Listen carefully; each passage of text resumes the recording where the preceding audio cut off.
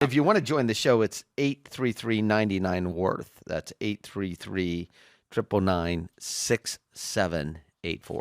Yeah, and we are in California, starting California, talking with Pat. Pat, you're with Allworth's Money Matters. Good morning. My wife and I have been married 40 years and have 2 adult married children, and each has 1 adult child. We created a revocable family trust, and it provides for our 2 children, 2 grandchildren, and some other relatives, but not for our children's spouses. Okay. What, if anything, can we do with our trust, or how can we restructure it or reallocate funds to assure ourselves that our children's spouses do not get all the assets left to our children, particularly if our children receive their respective shares and then predecease their spouse? Yes. We're thinking, what can we do? Because we'd want our grandchildren to try to receive their parent share if the parent passes before their child, but we're not sure if it's feasible or advisable. You know, what do you suggest? There's a number of ways you can structure this. But I've had this same conversation with my children, and they're not even married, but I explained separate property to them. And what happens if you commingle, which is exactly the question you're asking.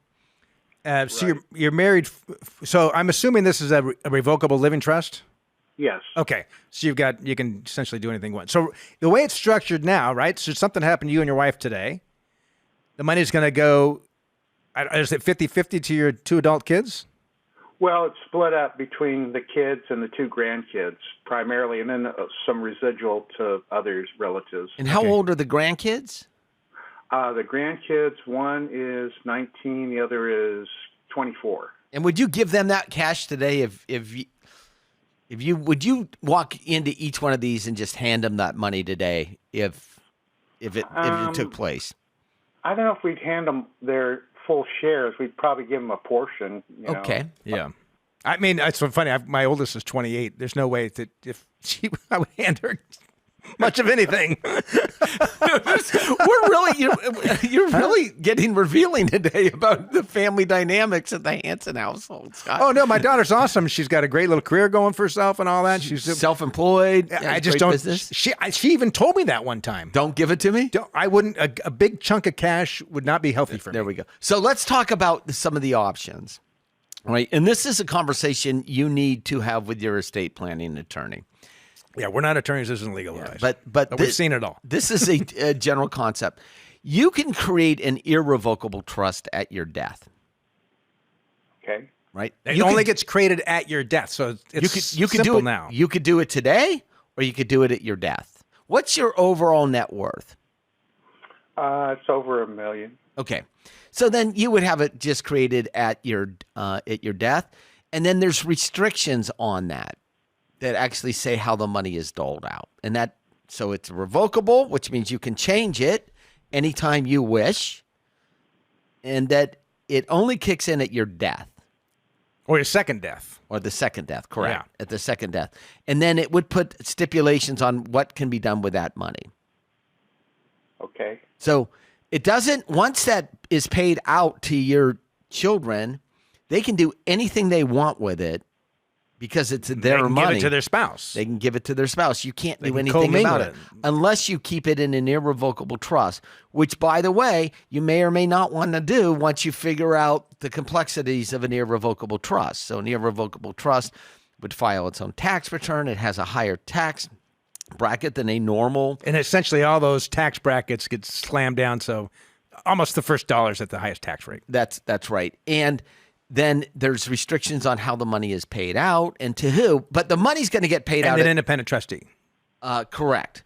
And the money's going to be paid out at some point in time, in which case, even if it's an irrevocable trust, they can give it to their spouse. Right. Well, not if it's locked up for the remainder of their life. But then they're not getting the money. No, they only get some income from the money. And you can do that. So is there something we could do with the trust so that it only gets distributed in portions? Oh, yes, to the kids? You can write anything you want into the essentially within guidelines. I mean, you could have it set up like something happens to you today, X dollars go to your kids and your grandkids today. The rest remains back. The simplest thing is just keep it in one trust, right? So this is Pat's trust, let's call it. It's all in one trust. And then it gets distributed at certain milestones or based upon certain needs. Right. And when you said the estate is $1 million, is it significantly more if we added up? And then the reason house Pat's asking, because the cost and complexity of these, it sounds simple in theory, until but you they can get the expensive. first attorney's bill. Yes, and at $500 plus an hour. Yeah. Well, I don't know if it's significantly more, but it's without going into too many details, it's a comfortable. Understand, amount. but if I sold everything you had and put it in a suitcase, would it be more than $3 million? Well, I'll just say possibly. Okay. All right. Well, you may Then or may it might- not. You may or may not want to do this. You might just live with it. But it's worth a conversation with an attorney to talk about an irrevocable trust. But then remember, there's all kinds of cost associated with that. Right. And once it goes to the kids, even in an irrevocable trust, once it goes to your children, nothing's going to stop them from giving it to their spouse Okay. at All any right. point in time. And by the way, just a little drama. We talked about how emotions make life exciting earlier, Scott. Thank you for the call, by the way, Pat. Yeah, We're going to go off appreciate it. subject here.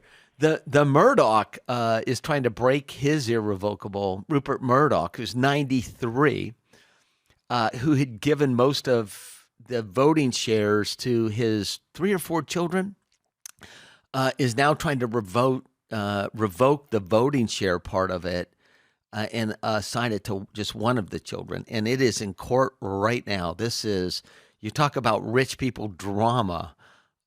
Isn't that the Succession that mini series was based on I think, wasn't it loosely based on the Murdoch family? Yes. Yeah. So Rupert Murdoch. And that was someone putting something in an irrevocable trust years ago with grand designs that it was going to be perfect. And is now back trying to break that irrevocable trust. And it's in front of a judge to figure out if that's kids suing each other. Well, and that's the kids, your kids, which is exactly what you don't want as a parent, is after you're gone, my that your gosh. kids never talk again. I've seen it. Oh, for sure. I've seen lawsuits. Actually, I've got a neighbor of mine. He specializes in estate litigation. And it's Siblings suing one another. It's awful. Can you imagine having that job, being that attorney? Yeah. Wow, that would be... Kids fighting over money that they didn't earn. Yeah, essentially what it is. Isn't it? Right. But, not a lot of time is actually spent on, I think in the financial planning process, we try to spend time on the estate planning side of it, but it's an important component of a good financial plan, which is what's going to happen to this money. And is it going to be distributed in such a manner as it's going to keep my children still talking to each other, or is it going to create divisions in the family? Well, my estate plan, the way it's structured today, should my wife and I both die, I've got the money set aside in a trust for my kids. I'm trying to think the age. I haven't looked at it in a while. It's a long time. Yes. But I have an independent trustee, you, Pat. Thank you. Hopefully I'll never have to perform the job. I mean, it's the kind of thing you want a close friend and someone who's knowledgeable in these things, ideally. But Well, thank you for that. I'm both a close friend and we've only been knowledgeable. business partner for 30 some odd years. So you're like a brother. So a brother I don't. Okay. Anyway. But so it enables the trustee to have the discretion. So I've got a kid who wants to start a business or have this education. Okay, then money can be distributed for that. But the Ferrari's off the table. But the Ferrari's off the table. So they're not, and I made a mention of my daughter, like having a big chunk of cash wouldn't help her. But if she's needed some additional money to expand her business, someone else could help her. Have you make sat that down decision. with the kids and explained it? It's funny. Neither one of them want to talk about it much. I think They want to plan their lives without it. Fair. Not I think. I know they do. They want to plan their lives without it. If they get some extra money from mom and dad, that's gravy. They want to, particularly my son, he wants to own his own course. It's his path. Yes. He doesn't mind me paying for his flight at school that he went through and all that stuff, which I'm happy to pay for. But We've had the discussion with all of our kids. We have it commercial pilot, by the way. not just a hobby. Every couple of years, we sit down with the kids. But look, and it's important to, like, so I had, we'll go back to college here in a moment. I was on a trip earlier in the year and was talking to this gentleman. It was like several families together on this trip. And this guy, his kids they were on the trip. His kids were like 17 and 15, something like that. And he was telling me that his grandfather had set up this trust so that each grandkid gets $2 million on their 25th birthday. Okay. And the grandpa had 8 grandkids when he set this up. My friend's kids were not born yet. Okay. They were excluded.